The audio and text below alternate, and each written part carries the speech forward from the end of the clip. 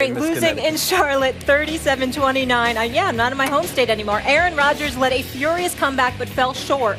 The Packers are now 6-2 and the Panthers are 8-0. Skip, what's your takeaway from this one? Stephen A. Smith, I want you to know, as your brother from another mother, I'm here for you today. I got you. I'm going to have your back on this one because we all know how painful this game was for you because, as everyone here will now attest and knew before, the bad man is no longer the bad man. Mm-hmm. The baddest man in the NFL is Tom Brady. Am I right? Thank Patriots you. Country loves Thank you. Once again yesterday, the bad man was just simply bad. He looked ordinary to me. I actually started feeling sorry for Aaron Rodgers in this game. So here's what happened. I'm going to give Aaron Rodgers one small break here. Obviously, the Green Bay defense has gone south the last 2 weeks. 2 weeks ago, it was number one in the NFL in points allowed. And without Sam Shields in your secondary, not that they're your team, I know it's just your quarterback, but they're not very good. They're just bad. And certainly when they allowed the 37th point of the game to Cam Newton and company with 9:22 left, 37-14 Carolina, a little fracas broke out on the sideline. And you had, obviously, to me, because they could get no pass rush on Cam Newton, all of a sudden, Clinton Dix is in the face of the great Julius Peppers, who's back in the face of and all of a sudden, Raji gets in the middle of it, and they had a little thing that I don't think it was a big thing. It wasn't. And it actually inspired the defense to go right back out and force a 3-and-out. And then they intercepted Cam Newton, and suddenly Aaron Rodgers was put back in the enviable position of, hey, you score 8 points here and you force overtime. And all of a sudden, it's 4th and 4 at the 4-yard line. And what happened? Aaron Rodgers has gotten gun shy. We know he's been under a little more heat than usual this year. He has not handled it very well. He's gotten tentative. He's gotten deer in headlights. He started to flinch in the pocket. And he was the first to admit, I messed it up. I got scared because I saw something, meaning a pass rusher, instead of Randall Cobb breaking immediately open, and we see what happens with Tom Brady behind a makeshift offensive line. He's a quick read, he's a pre-snap read, and boom, the ball is out. Aaron Rodgers can't get rid of the ball. He is brain locking under fire. He's looking for a rusher instead of the first open receiver. And he flat out did not see Randall Cobb for what even Aaron Rodgers admitted after the game. He was big about it. He stepped up to the mic and he said that was a pitch and catch touchdown that I should have thrown. And again, they would have had to go for two to force overtime. But that's what Aaron Rodgers has degenerated into this football season. Well, I agree with you. He hasn't looked like the bad man by any stretch of the imagination. We all know that in all seriousness. But I think you cut him some slack, number one, because I thought his second half performance, him bringing them back within a position to tie this game, I think that was admirable because they were getting blown out. Number two, I can't emphasize this enough. Listen, the loss of Jordy Nelson is devastating because Randall Cobb hasn't been what you thought he would be over the last 3 games. The first 3 or 4 games this season, he was formidable. Over the last 3 games, that hasn't been the case. More importantly than that, I mean, listen, we talk about a James Jones, we talk about an Adams. They're decent. We know this. But Jones, you remember the Oakland and the Giants? Neither of them wanted him. He comes back to Green Bay where he had connected with Aaron Rodgers for many, many years, so we know what he can do with that. He made him look good first half of the year. But this guy, Richard Rodgers, that's the devastating blow to me because at that tight end spot, you need somebody that draws attention between the numbers so you can attack outside. If you don't have to worry about somebody in between the numbers but so much, then, you're able to key on the outside. And if you're able to key on the outside, then it's tougher for Randall Cobb and those guys. Randall Cobb is a really, really good 1,000-plus yard receiver, no doubt, but he's a really, really good number 2. He's not necessarily a number 1, but he's the best receiver that you have. And when you've got to throw outside the numbers and you're not drawing any tension between the numbers, I think that inhibits you to some degree. All of a sudden, Eddie Lacy wasn't running the ball effectively as well. Lacy and Starks were supposed to do the job. So there are things going around, and the level of protection that Aaron Rodgers was getting from time to time wasn't there. Now, he can't be absolved because at the end of the day, he's that bad man for a reason. I've seen him play better under equal amount of duress. So I'm not making an excuse. I'm just simply acknowledging, let's be clear about something here.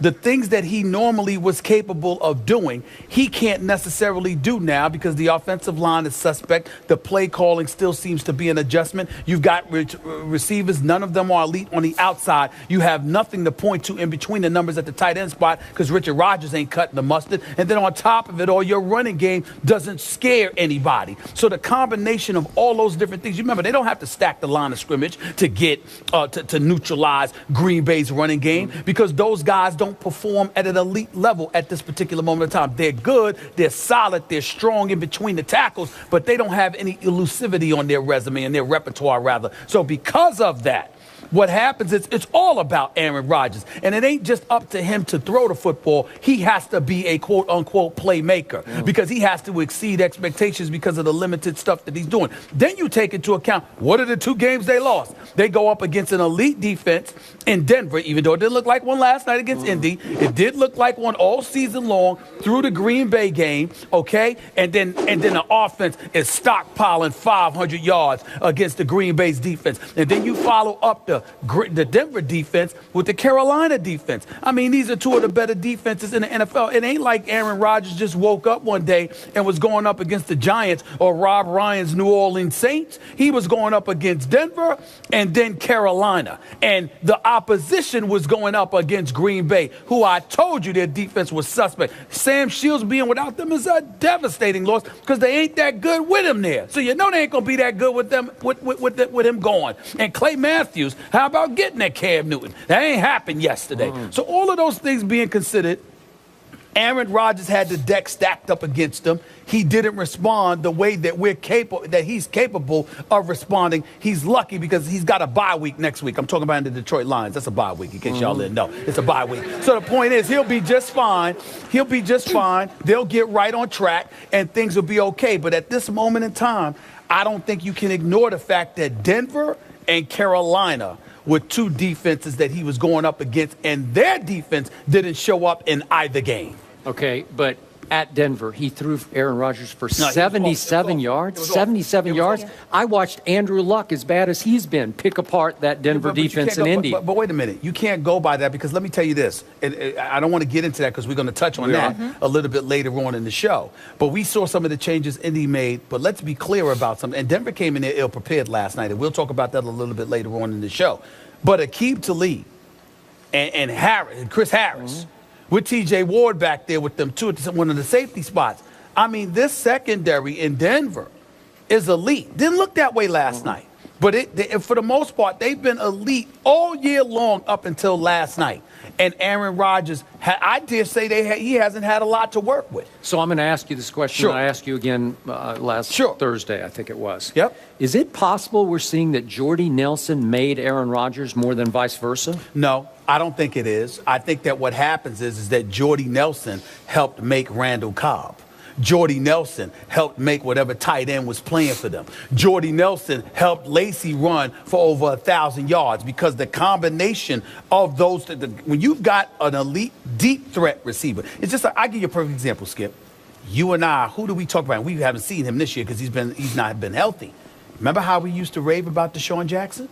When he was with the Philadelphia Eagles and then he went to the Washington Redskins. What we said about him is that he was an elite deep threat, one of the elite deep threats in the game of football. So because of his presence alone and the attention that you had to pay towards him, you couldn't key on other guys the way you normally could. We both, so if that was the case, Jordy Nelson clearly is a deep threat for Aaron Rodgers. And Jordy Nelson with Randall Cobb speaks for itself. When you look at Aaron Rodgers throw a football, again, I watched the game, all right? I haven't covered it nearly as long as you have, so I'll defer to you on that level. But I listen to NFL aficionados all the time, and they tell me they have never seen somebody throw a football like Aaron Rodgers. It's just that over the last couple of weeks, it hasn't looked impressive. Seen Tom Brady before? We've seen Tom Brady. No, I'm serious.